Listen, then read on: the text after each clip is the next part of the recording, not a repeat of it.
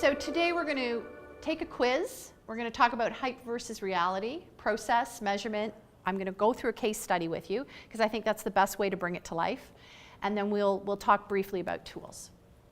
So if I could get everybody to go to the guide that they sat down and the document that I've put together. Now, this is what we're calling sort of a mini workbook, mini guide, but we think there's great information in here that you can take away and take back to your businesses this afternoon.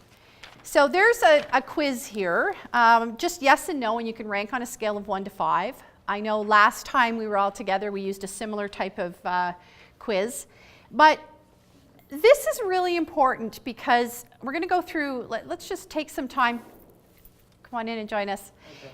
We're just going to take some time and go through some of these questions, and I'm going to explain why these questions are here and why it's really important that before you get asked to go research or look at different marketing automation tools, these are some really important things that you want to understand. First and foremost, if you think that the buyer that you're selling to goes through an education process to understand why they should buy from you, and that includes many touches from marketing and sales, you might want to think about how to automate steps in that process. But if we had a company who came to us, they sold the really brilliant business model, but the cubes that you would put in your driveway if you're doing a renovation and you want to put all your stuff into the cube, and their sales cycle is really 3 days long. Somebody identifies that they need to store, move, transfer stuff from their house, they're doing a renovation, they're moving, whatever. They think about it, I need that. They go online to see what their options are. 3 days later, they've either made a decision or they haven't. So for that, there's not multiple touches from sales. There's probably multiple ways you have to automate prospecting and other things, but there isn't that long nurturing, that long sales cycle. So I just want to point that out because I think to date, a lot of people have struggled with tools in the process because they're not looking carefully at how their own sales process transpires. And I think that's why you want to take some time to think about that. Does your company understand that buyer behavior has changed and that your target market wants different types of content to research and self-serve?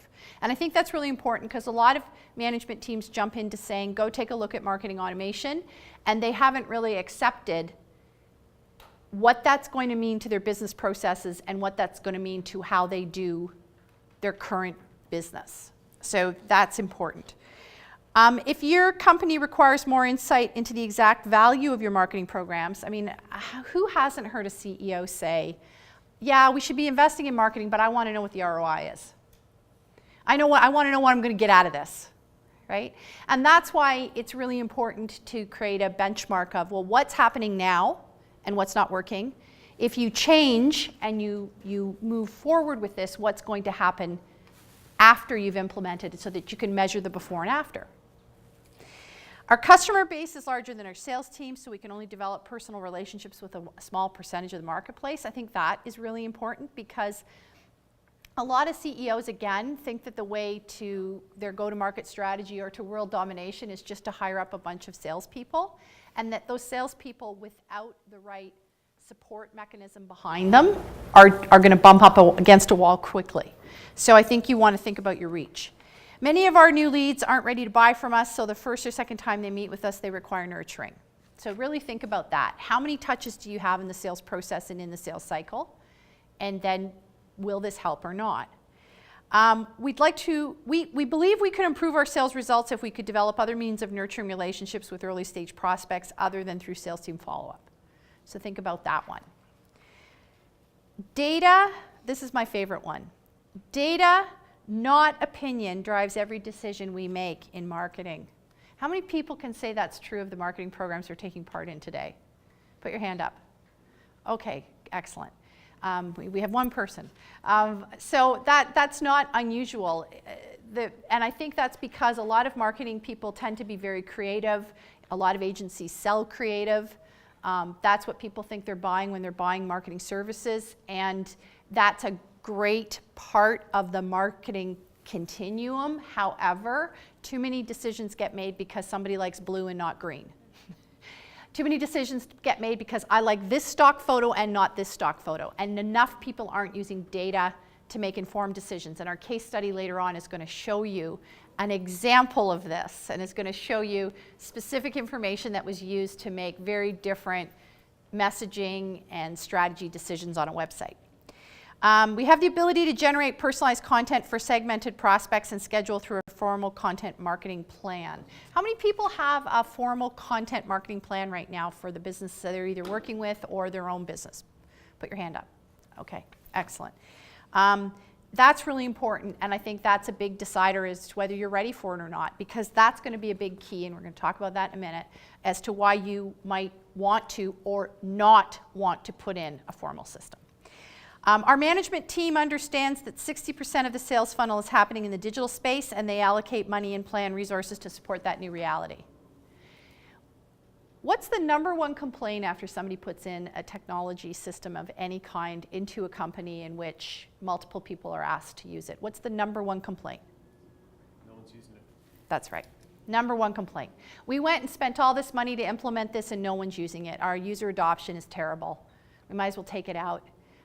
I myself, a few years back, made the same mistake. I paid for Salesforce.com for a year, never touched the thing. I did an initial upload to play around with some fields and then never did anything about it. Is that Salesforce.com's fault? No, that's my fault. And it's my fault because I didn't have clear objectives in the beginning about what I wanted to accomplish with the tool. So that's the other thing I think that a lot of people need to, the reality they need to wrap their head around is that you need money, resources. It's not just $500 to pay for a system a month. There's a whole bunch of other things that have to go into it. And then the last one, I think this is really important. We realize that digital marketing is not a campaign but a process, and we're prepared to use marketing automation as a way to test and evolve our program, not just automate it. Because again, if your system's sitting there and you haven't done anything with it, you're not getting any of the goodness out of what it could be doing for you. Okay? So this is just a little, tally your score. Take a few minutes and put your score in and tally it, and then at the bottom you'll see, if you scored more than 35, like you're on. You should be doing it. If you scored 20 to 35, you're moving in the right direction. And if you scored less than 20, you might not be ready, but the good news is you're here today, so that's a great first step. And I think that's what's really important.